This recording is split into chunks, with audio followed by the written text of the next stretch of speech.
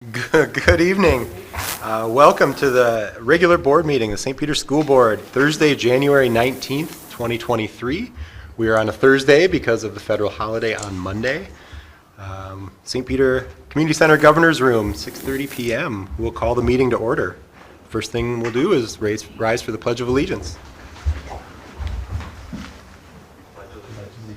To the flag of the United States of America, and to the republic for which it stands, one nation, under God, indivisible, with liberty and justice for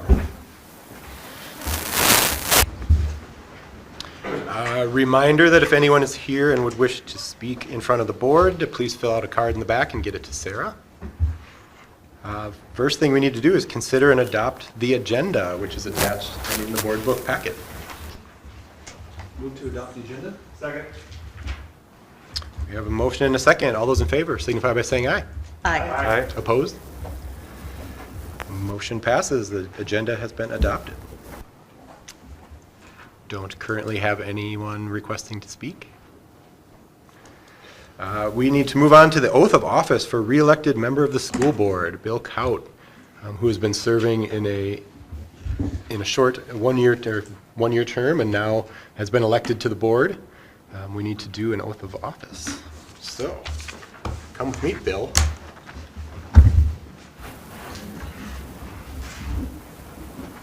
All right. So please repeat after me. I swear that I will support the Constitution of the United States and of this state. I swear that I will support the Constitution of the United States and of this state. And that I will discharge faithfully And I will discharge faithfully the duties of the office of school board member the duties of the office of school board member of Independent School District number 508 of Independent School District number 508 to the best of my judgment and ability. to the best of my judgment and ability. Thank you.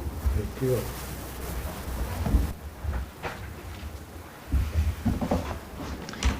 And then we will have Board Member Kaut sign the oath of office form. So thank you and welcome back. Thank you. It's like you never left.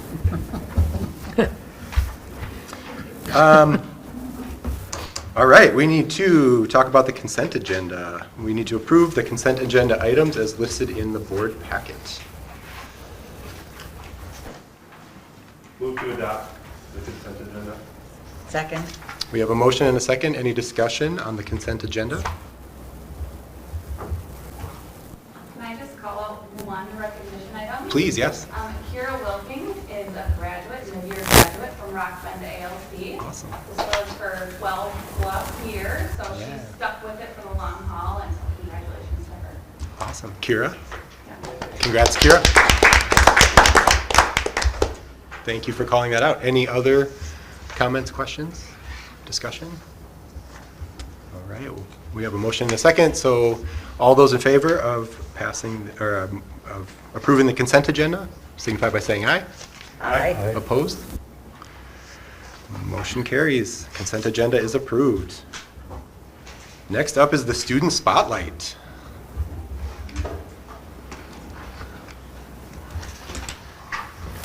Ms. Sikora. All right, I am so proud to introduce Redwanda Kenne to you. He is a senior this year at Rock Bend. And so he was nominated by Mrs. Niemeyer, who is his math teacher and who's also subbing in right now for some ELL work. And she just said he's been working really hard all year. And she was not the first person to say that about Redwan. He's been doing awesome. So he attended St. Peter High School in 9th grade and 10th grade and started at Rock Bend in 11th grade. Because he was behind in some of his credits, a little bit due to COVID, right, wouldn't you say? Mm-hmm. So he has participated in night school and summer school and Rock Bend, and he is officially caught up right now. Nice. So I'm really proud of him for that, and I'm sure you're proud of yourself. Yeah. So he's on track to graduate in the spring of 2023 with his class, and actually one thing that's really cool is he is actually going back to the high school this semester for one class, one elective. That was kind of his goal, was to go back and be with some of his friends. So we're proud of him. I'm going to ask you some questions, but before I do that, can you introduce who you brought today? I brought my family, and this is my mother, and this is my sister Mumtaz. That's my brother Mohammed Amin, and that little one is Muhyiddin. I know some of those guys. All right, so I'm going to ask you some questions. So you have worked really hard to make credits, right? What advice would you give to other students that have credits to make up? What's the best way to do it? Just show up and do your work, and ask the teachers questions. Yeah. So like, what are you missing? And you've gotten really good at that, advocating, definitely. What's been your favorite class at Rock Bend? Math. Math. Okay. So that makes sense that Mrs. Niemeyer nominated you. Very good. As a senior, you maybe hear this a lot. Do you have plans for after graduation? Yeah. Okay, want to share them? First, I want to learn testing and trading, Okay. then coding, like computer stuff. Have you settled on a college plan at all? Not yet, but I'm about to. Okay, good, good. All right, the last question, and we talked about this one before you came here tonight, but is there a teacher that you want to recognize for really having a positive impact? Yes, Mr. Bolom, Miss Niemeyer, Yep. and you. He didn't tell me that before. That's so sweet. So again, I'm just really proud of Ridwan. He has done everything in his power to graduate this spring, and it is for sure going to happen. So congratulations to you and your family. Yeah. So thank you. Does anyone else have questions? Yeah. I do. What elective are you going to take when you go back to the high school? I don't know the name, but it's wild and research, Yep. animal. Oh, Oh, okay. yeah. Yeah. With Miss Excellent. Lilienthal, right? Yep. Ridwan, what are you most proud of that you've accomplished in all this? My credits and also GPA. Awesome. Okay, that's come up a long way. Yeah. Excellent. Okay. Thank you. Thank you so much. Thank you. Congrats. Great work.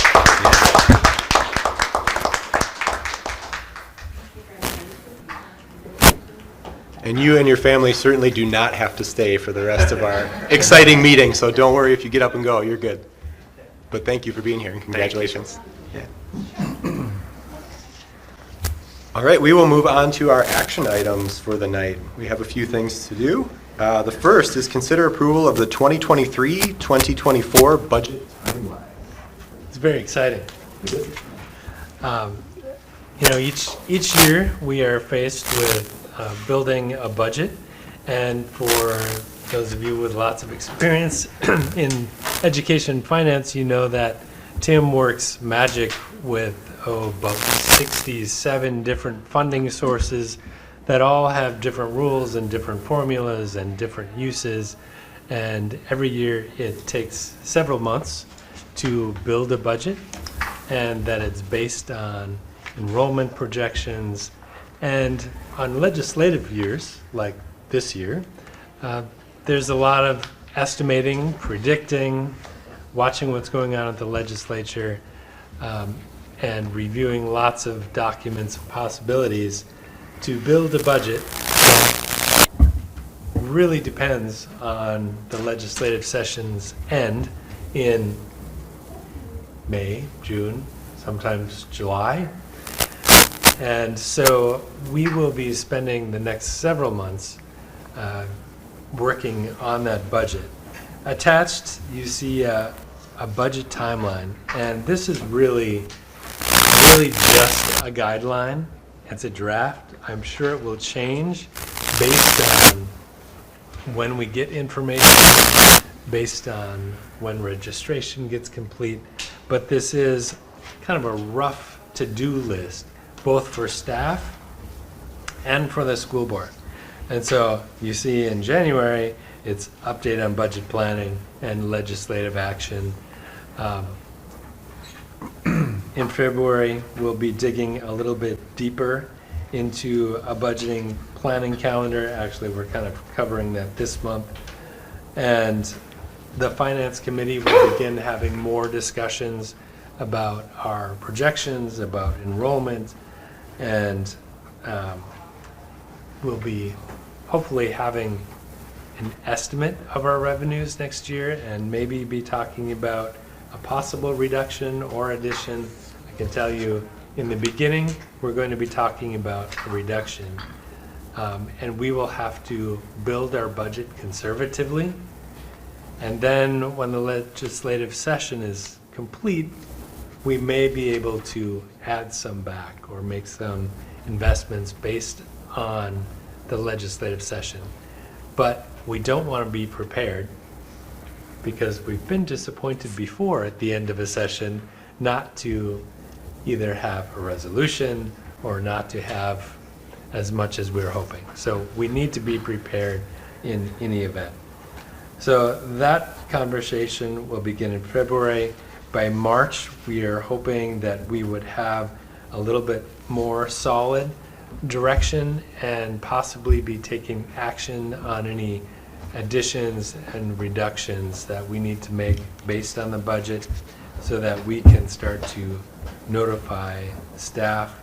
And then once again in April, the closer we get to June, the closer we will be to a solid budget, and our numbers get more and more accurate as we go, with June being the final, accepting a final budget.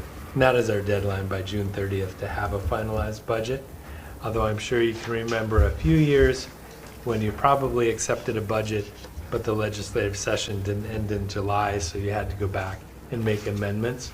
And that's perfectly acceptable as well, because the budget is never truly final. It is a fluid document based on actual expenditures and actual revenues. So what we're asking you for tonight is not to look at this timeline and say, this is what we're going to do, but really just to give Tim and I the direction to begin the budget process, because that is something that we look to the school board for direction for. So this month would be just giving us the direction to begin developing the FY24 budget, and you will be hearing about it every month between now and June. Tim, do you have anything to add to that? No, you did a good job. There was a little bit from the legislature starting to come out, from the governor actually, so we got a little bit of a framework, but long ways to go. Yeah, Tim and I had some conversations this week just going over, based on what the governor said at MSBA and what he said at the legislature, we can take our numbers and kind of apply that and have a rough idea of where we might end up if the governor's proposal came true. And then when the House has their bill, we'll do the same with theirs in the Senate. And as we go, we'll hopefully get closer and closer to what will really come to be. This year we're also including a lot of the admin team and the principal team in that process. I've provided the principals with some spreadsheets to start projecting staffing for next year and really looking at where are our needs and how can we best meet those needs. Thank you. All right. We need a motion. I move to approve the 2023 to 2024 budget timeline as described. I'll second. We have a motion and a second. Discussion, questions? Maybe Bill or Tim, could you provide just a high-level overview of some of the goals that our governor's been kind of laid out and been talking about for us, just to distill it? You couldn't take two, but what the governor's first draft was, and Bill, if I get anything wrong, let me know, is like a 4 and a 2 on the formula, 4% increase for next year 24, and then 2% in 25, and then 50%, and that's nice. Actually, for us, probably a bigger dollar amount will be, they proposed a 50% of the cross subsidy for special education to cut that gap, and that'll be significant dollars if that passed for us, because it's a significant cost now. Those are the two big items. They've also proposed the free lunch for everybody. And breakfast. What's that? Breakfast. and Breakfast, oh, yeah, yeah. And that one, you know, that's a great thing, but they have to figure out the compensatory portion of that, because I shared this with the staff and Bill, just kind of a trend on our compensatory revenue based upon free and reduced applications. Pre-COVID, we were like 1.1, 1.2 million. We dropped to 900,000 last year, and we're about 700 this year. Next year, we're up to 1.5 because of a couple, you know, we got a lot more free and reduced applications, and they tried some of they changed the Medicaid qualifications and things. So we went from like, I think we're 36, 37% free and reduced, and we dropped down to like 26 or 27, and now we're back up to 44. So, you know, the concern is if they go to the free lunches and they keep that mechanism the same, that will drop way back down again, because it's hard to get the sheets all filled out. So, you know, what we gain kind of in food service, we lose then more in the general fund. There's also some things in there about mental health and counseling services and things like that. I don't know exactly where that's all going to fall out. The synopsis I read wasn't, I don't know the details, or they're still pretty, you know, rough form or overview.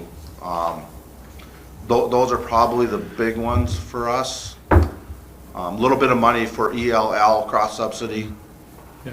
so which will help. And mental health and early childhood. Yeah, early childhood. There's a big push for some of those things. There's also a big push that's separate from us for child care credits, tax credits in the proposal. So a lot of younger kid-friendly things, I guess, the best way to put it. So. And if all of those things came to be, we would be far closer to even in our budget and be able to make some investments in some of those specialty areas like early childhood and mental health. So it's going to be a big swing before and after. Definitely a moving target, or going to be in some, you know, the devil will be in the details, as they always say. You know, they have an outline, but then, you know, like even with the cross subsidy, I haven't read, you know, what year they base that on is going to be important, or if they, you know, put it on that year, because, you know, the special ed cost changes from year to year quite a bit. So. Thank you. Thanks, Tim. Other questions, comments? We have a motion and a second. So all those in favor signify by saying aye. Aye. Opposed? Motion passes. We've approved the 2023-2024 budget timeline. Thank you, Bill and Tim. Next up, consider approval of high school course program changes for 2023-2024. Principal Engeldinger. Yes, good evening, Good evening. Board Chair Potts. We have I don't know why only that's two changes to the course offerings this year. As those of you who've been here a while know, we have in the past years, especially since moving into the new high school, had a couple pages per year of new course ideas to start to use that facility to its best. We're now pretty flush with electives. And so in order to know which one of those, to be able to offer the ones, to know we can offer the ones that we want, it's slowed down just a little bit. We've also started, actually thanks to Janice Sikora, we started offering things, like opposite years, so that kids would have the opportunity at some point, and that helps with four-year planning as well. But our two new ones this year, the Phy Ed department is adding a class called Lifetime Activities. For this year anyway, in the book, it would replace team sports.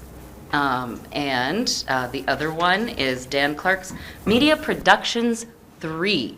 Mr. Clark actually offers 1 and 2 concurrently, so kids are doing, some year 2 kids are in there with year 1. And there are a couple of kids who are super gung-ho about it and are, potentially looking at this as a career choice. So they're interested in year 3 to develop a portfolio.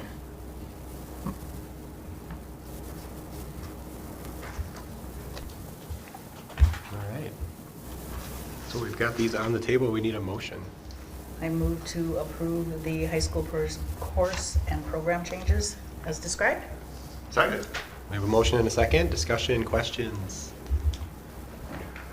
Did I see somewhere, maybe it was in the policy reviews and so forth, that you're going to change the graduation requirements? That is in policy, the policy section. And how does this impact that? I mean, you're adding a Phi-Ed course, but you're reducing the number of Phi-Ed credits required. So, I don't know if you want to wait until policy discussion, but I can explain it, and no one understands scheduling like Bill Kaut. So if I mess up, he'll know. So our end game is we want to give kids more choice now that we've got some really great electives. So in order to give kids more choice, we're starting slow with our 9th grade. We're reducing the English 0.5 credit, which has been our 9th grade speech, but that has gone up against scheduling, that's gone up against the 0.5 social studies requirement, the geography class that 9th graders have. You have to have something to go up against that 1/4 class in order to fill out a student's schedule. So the option was a 0.5 PE credit. That being said, no matter what, everybody's content area is near and dear to their heart. So I understand that there's some pain in the change, but there shouldn't be a change in FTEs. Their class sizes for those 9th grade classes will be lowered because they're matching up against that 0.5 geography class. Is that clear as mud? Yep. Okay. Could you maybe talk just a little bit about how creating new electives, right? There has to be a teacher with talent and interest to teach it. There has to be some student interest, but how do those worlds come together? And then you decide where this is what we're teaching. Yeah, well, it is interesting, especially in those in elective areas. It's really fun, especially in the new space for teachers to really teach to their passions. That being said, like you said, it has to match up with kids, and they vote with what they register for. So that's how we make the decision. We've got all kinds of courses that the board has approved over the years. They don't necessarily go away. They're just offered at different times when the And interest some is here or there.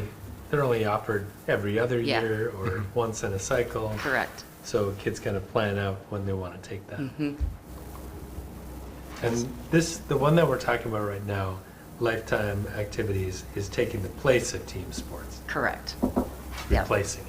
Team sports is still an approved course. Right. So at some point, they might want to put that back in there, but lifetime activities is a new course. Other questions, comments? Sounds great to me. Right. What I just thought of one kind of other interesting thing about that the Phi-Ed electives. Weights and wellness, for example, used to be the most popular elective among specifically our athletes. Now that we've got that the new weight room and a morning weightlifting program, and kids are getting their workouts in outside of the school day, and so the offerings have changed that way too, to what you were asking about earlier.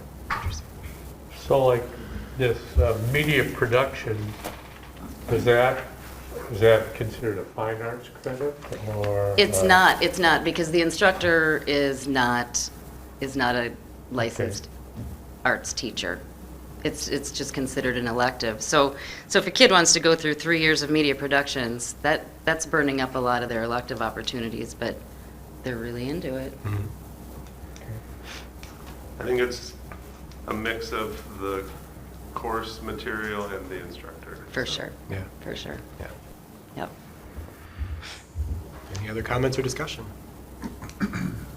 We have a motion and a second, so all those in favor signify by saying aye. Aye. Opposed?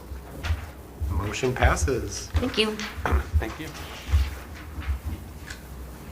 Next up, we need to consider approval of the second reading of revisions to the policy manual. Yes. We have 1, 2, 3, 4, 5, 6 policies up for a second reading. The first is employee publications, instructional materials.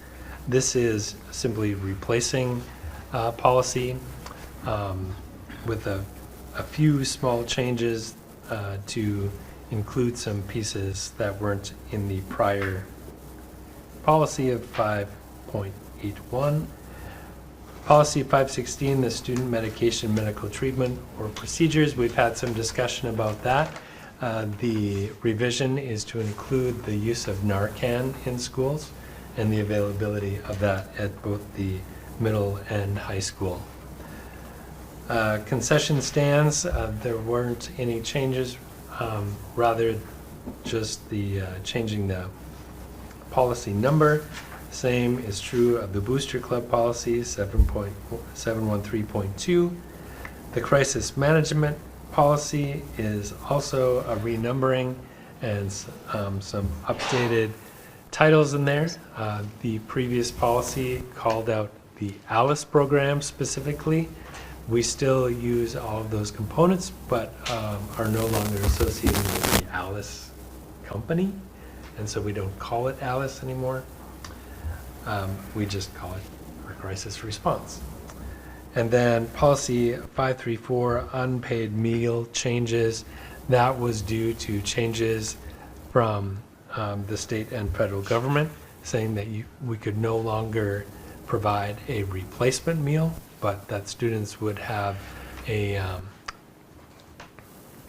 regular meal if they had a negative balance. So those are the changes on those policies. We have not received any further revisions on those, Nope, nothing. and so they are before you to become official. All right, we need a motion. I move to approve the policies that are part of the second reading of revisions to the policy manual. Second? We have a motion and a second. Discussion, questions, comments?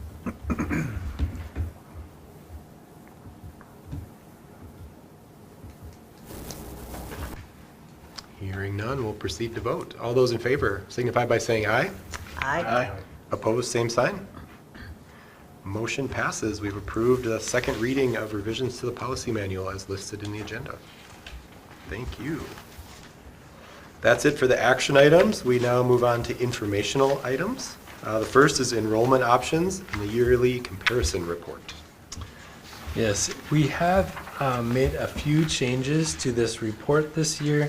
So if you're somebody who collects them from year to year to compare them, it's a little bit different. We just wanted to clarify by including a little bit more information.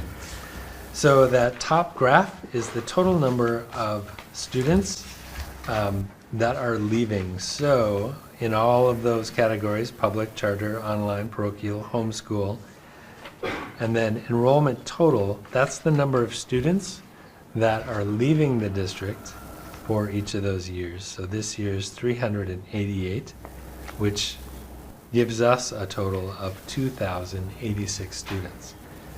So that makes 19% of our students, our resident students, are making some other choice other than public school.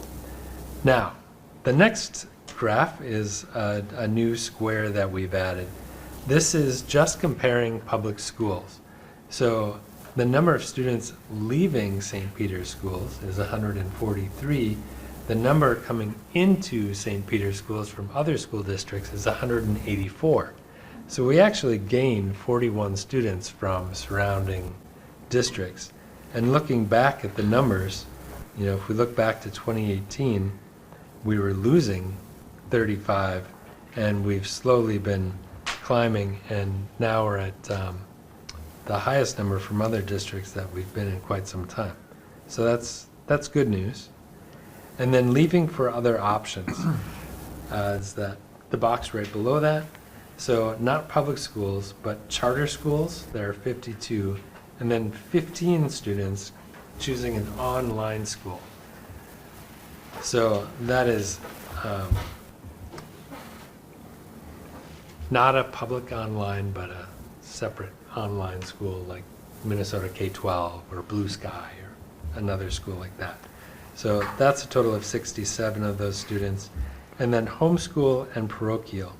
So there are 152 students currently going to a parochial or private school, 26 using homeschool this year for a total of 178.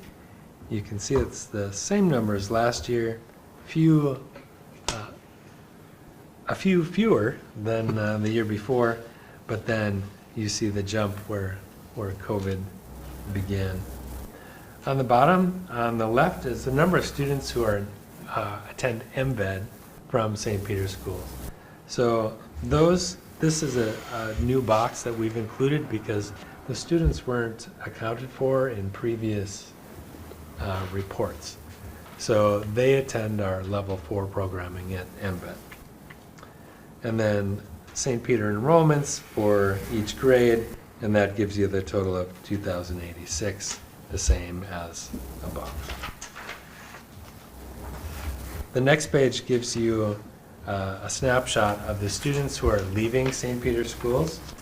That's that same number, 388, that we saw on the previous page. But this tells you exactly what grade and where they're going. So you can see that we have the highest number going to Cleveland Public Schools, 59, Mankato 46, and right on down the line. You can see a New Country School about halfway through. The charter school, that's also 46 students, so that's another big one. But others are 1 or 2, and you can see that some of them are quite some distance away, Brooklyn Center. And to be honest, I'm not even sure where some of these are.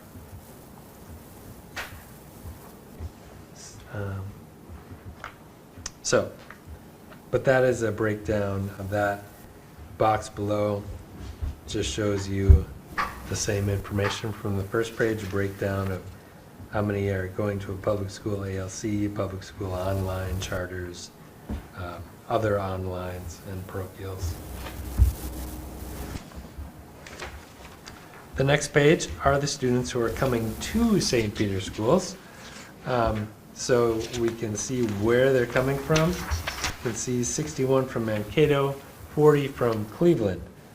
So on that previous page where we saw that 59 were going to Cleveland, we have 40 coming from Cleveland. So then you can see the difference is 19. So there are quite a few districts that some of our students go there, some of their students come here. It's kind of a trade back and forth. And just a reminder that at the end of the day, with all public schools, we end up with 41 more than we have going out. It's surprising sometimes how far students are going. And I assume there's some connection, like parents work there or another family member there.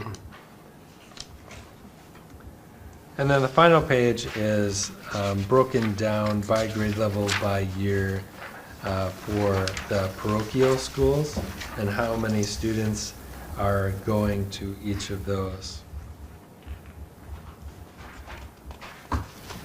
And homeschools on here. So as you might imagine, the two largest are John Ireland with 72 students this year and St. Peter Lutheran with 54. and then smaller numbers going to other parochials in Mankato.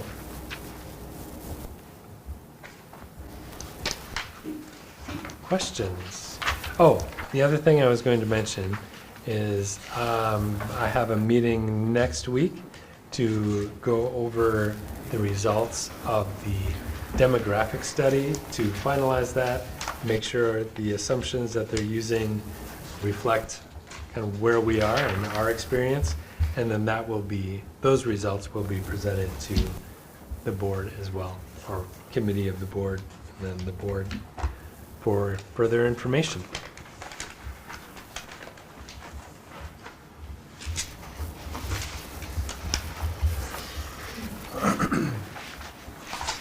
Any other questions, comments? Thank you. All right. Next up, what might be the most disappointing agenda item of the night, the appointments to the standing school board committees, because we are not done with that process yet. So each year we look at the committees that exist on the for school board directors, and we give out those assignments. We have 5 primary committees, and then there are additional 12 committees, agencies, agency boards that we work with. And I am working to communicate with each board member directly to find out if they have interest in changing or moving from committee to committee, because we have some continuity from last year, of course, with our membership. So I'm going to talk to a couple more of you to make sure I have your preferences, and then we will make those assignments before the next meeting. Sorry to disappoint the audience by not listing off all the committees that each of them are on. Any questions, comments about that? Thanks for your patience. I have one question. I think we're missing an informational item, or was that going to next month? Policy 620? Next month. Gotcha. Just wanted to make sure I wasn't missing something. That is all the informational items. So now we will move on to the reports from the building principals.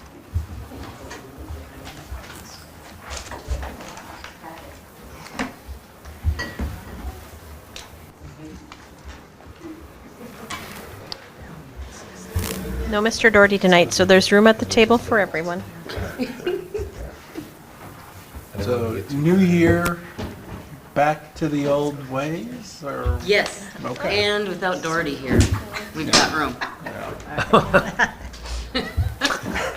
And more time. So settle back. Sorry. All right, so we'll start. You don't want to miss a meeting with this crew. Yeah, no kidding. We are a lot of fun. Early childhood, of course, we're starting our second semester. Second semester always brings those same routines back to us. So we have a new session of ECFE, Early Childhood Family Education, beginning. And so there's still room in those classes. If folks are interested, they can call our office. Then we have our school readiness open house coming up on February 16th. So we've got one foot in 2022-23, and we're planning for fall. So we're starting to get families registered for the fall. And again, our open house is February 16th, and we'll be taking registrations. We have our early childhood screening coming up on February 2nd, and that is a full house. We have over 30 little ones under the age of 5 coming in for their screening. And then I know that Mr. Regner mentioned earlier our free and reduced lunch percentages, and during my reports earlier in the year, we were really plugging that, filling out those applications. So just want to thank folks for getting those filled out, and that really did make a difference for us in our school district and will in our funding going forward. So thank you for that. All right, and at South, we wrapped up the 2022 our fiscal year, calendar year, in a big way. We celebrated the winter solstice, and it was so much fun. One of our goals at South this year is really to be looking for some inclusive celebrations. So what are celebrations that all kids can be taking part in and all families can be involved in? And so the winter solstice fell on the last day of school. There was even a snowstorm to really top off the celebration. So we did have to cut it short and pushed a couple of things to our January schedule, but it was so much fun. We had activities, we had there was a dance party with the glow-in-the-dark necklaces that was going on in the library, so that was a bunch of fun, and exploration in the snow, building just building different crafts, and just that time for kids to collaborate, have fun, and celebrate. Story time going on, so they learned a little bit about what the winter solstice is about, and we already have plans for increasing that next year, so we're adding some more things. Once we came back, we gave them the first week or so back to acclimate back to their classes, and now we started with our FAST assessments, so FAST. We are looking forward to seeing the growth that the students have made and altering any of our instruction based on what we see with that. So that is an assessment that's done 3 times a year district-wide, and we're looking at the areas of reading and math. Parent Council is back up and running, so we meet monthly, and each month we bring in one of our speakers just to help our families learn a little bit more about school, and we really go from what they want to learn about. So last month our speaker was Kari Bly, and she came in and talked about supporting literacy at home, and what are some ways that families can do that. We were supposed to have MSU at our school today, but they are coming next Thursday instead. And they always do a great job of bringing a little theater to our site, and it's entitled Not All Heroes Wear Capes. And I'd like to put a plug in for our rescheduled winter concert, which will be held on December 9th out at the high school. Mrs. Engelfinger is February 9th. Did I say March? There's some, December. You know, the year changed, the month changed, there's so much going on. I'm teasing. Concert is on February 9th. It was supposed to be in December, so we had to move that.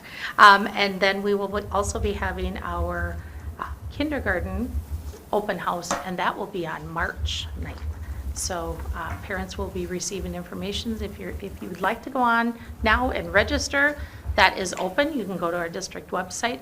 Otherwise, we will be sending out information so that parents can come and just really explore, and we'll have staff all over the building. It's a self-guided tour with lots of South people around to answer any questions that they may have. So we look forward to meeting lots of new incoming kindergartners. All right, and the change of this semester at the middle school means we have student teachers in the building, new student teachers. We have 4 this semester. 3 are from Minnesota State University Mankato, and 1 is from Gustavus. 1 will be with Ariana Bealey in art, 1 in special education with Aaron Rolfing, and 2 in ELA, 1 with Betsy Anderson and 1 with Rachel Ryan. So we're super excited to have them around. It's great for our kids to see that model of like, oh my gosh, I could do this someday, and to really try to beef up that candidate pool for the future. Next, 7th grade social studies classes have begun History Day, their History Day project. This year's theme is Frontiers in History. And what's exciting about this year, for the first time, it's a joint effort between our social studies classes and our ELA classes. So the project will focus on reading, writing, research, and presentation. So it should be a really cool project, and I believe Kate's going to help out. As much as I can. So pretty cool and exciting there.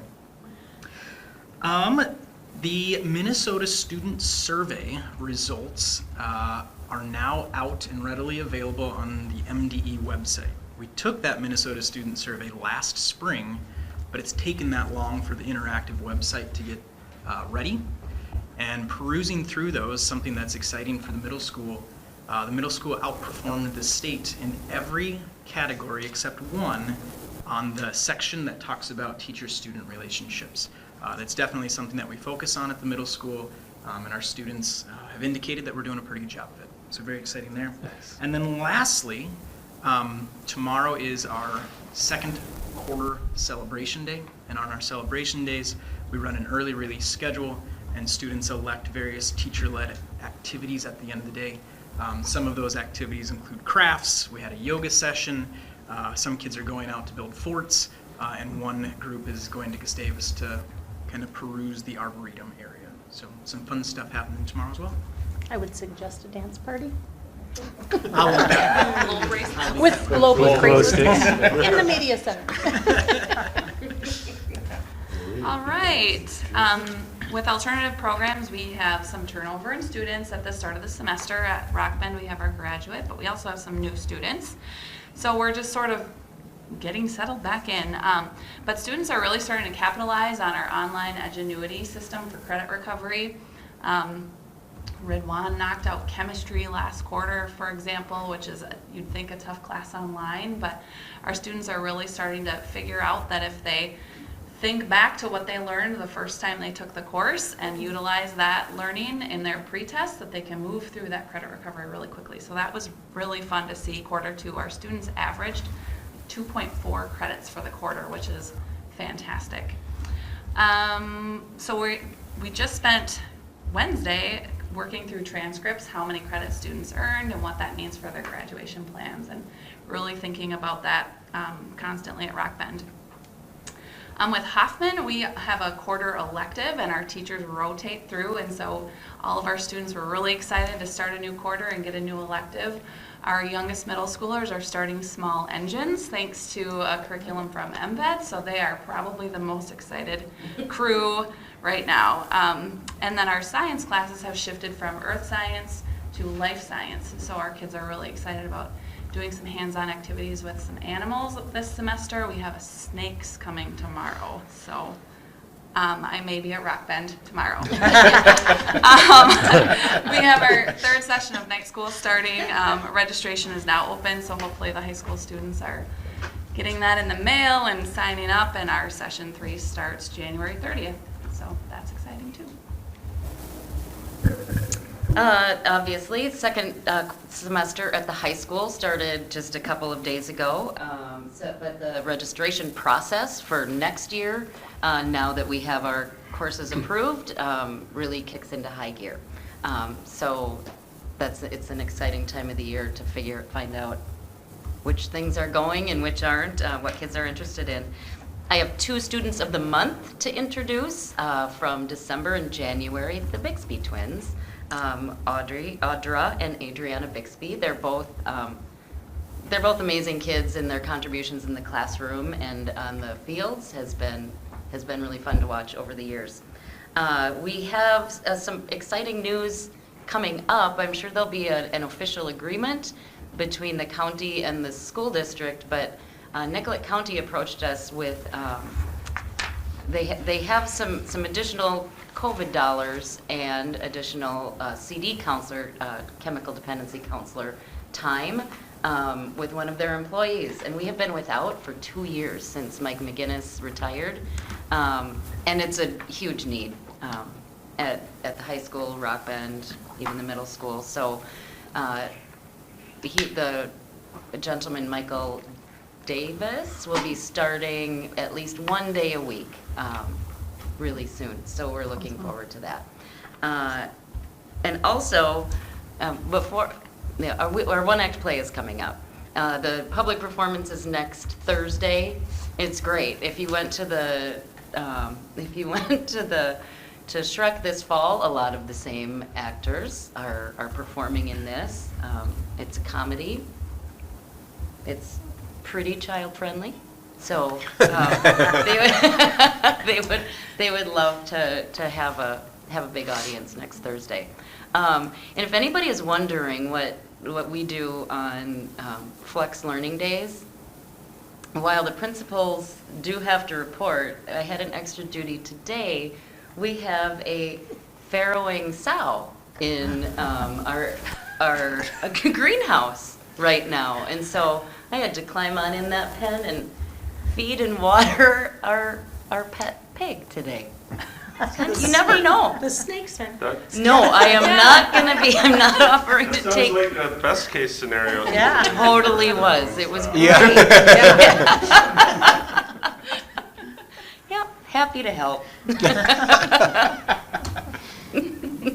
And that's the exciting news from the high school. Guess it's my turn. First off, I've been asked to remind you that you have a conflict of interest form that was given to you tonight. If you could sign those indicating that you do not have any conflict of interest, or to list if you do have any business ties to companies that we work with here at the school district. Next, I want to thank our maintenance team. They have had their share of winter already this year, and I know that conversations today were, where can we put snow? The high school parking lot is getting smaller, and so we're having conversations about maybe asking the city if there's somewhere that we could put some snow, because some of those roadways are getting a little narrow, and I know that, when we get to school, many of our staff have been here for hours, snow blowing, shoveling, salting, plowing, and many nights they're here until midnight, and then they come back. What time do they come back? Sometimes they come back at midnight. If they're already working till midnight, they'll be back at 6. Yeah. So when we have those big storms, I know that our staff are working hard, because they're also doing all of their usual taking out the garbage, cleaning our classrooms, making sure our schools are clean. So when it snows a lot, I always feel for them, and feel for myself too, getting up so early, driving around. But it's kind of fun sometimes. As you know, I do regular walkthroughs in all of our buildings and in our classrooms, and this time I was just really excited and wanted to share. It was walkthroughs at the middle school, and we're always looking for high levels of student engagement and things that are really interesting to the students. We're looking for innovative practices, and what we saw at the middle school was a science lesson on phases of the moon, and I kind of split the class into 2 separate pieces, where we learned about phases of the moon, and then went to another room, and they were talking about phases of the moon, but it was connected to our Native American standards and the legends and names and stories that went along with each of the full moons and why it was named that, and a different tribe that it was connected to. And it was such a wonderful connection between our regular curriculum and the Native American standards, and it's great to start seeing those integrated into our everyday teaching. So it was wonderful to see. So thank you to our middle school teachers for working on that. I also wanted to, the topic of meal debt came up tonight, and it talked about how many students had qualified for free or reduced price lunch, and we have a higher percentage than we've almost ever had in the district at 44%. However, after 2 years of not having to pay for meal services, this is really a hardship for a lot of families. And we are seeing a rather high amount of lunch debt each month, to the tune of $6,000 to $7,000 a month, that our debt is increasing. And I just want to remind families that we are very open to working with families, figuring out a payment plan, figuring out if you do qualify for free or reduced price lunch, we can help you through that application process or connect you with other services if possible. We'd also like to thank those who have made donations to the school district in the name of some of these school debts. I know some donors have said, we'd like this to go to families at South Elementary or North Elementary, or we'd like these to go to the families with the highest debt. That's been very helpful for many families. Not only is it difficult to have that debt, but the weight of carrying that debt and knowing that it was there is very difficult for our families. So we appreciate those who have helped them out as well. That is it. All right, thank you. Board members around the table? Nope. Nothing? I would say thank you to the district for supporting our development opportunity at MSBA conference last week. Big convention in the Twin Cities with all 340 whatever districts represented in some way. Good chance to learn some things, see what other districts are doing. Feel good about ourselves in lots of ways too. But that was a good experience, so thanks to the district for supporting that for us. I have nothing, other than I miss going to the conference. We missed you. Nothing for me. Nothing from me. All right, we've got some upcoming meetings of the school board. Study session on Monday, February 6th at the St. Peter Middle School Media Center at 6:30 p.m. And also a quick reminder that our next full board meeting is Thursday, February 23rd. Just wanted to say it because it's a Thursday again because of the holiday. At 6:30 p.m. in this lovely room. And we don't have any other committee meetings in the immediate upcoming future, but we'll get those soon once we get committees set up. So, all right. We would entertain a motion to adjourn. Motion to adjourn. Second? All those in favor? Aye. Opposed? Meeting is adjourned. Thank you, everyone.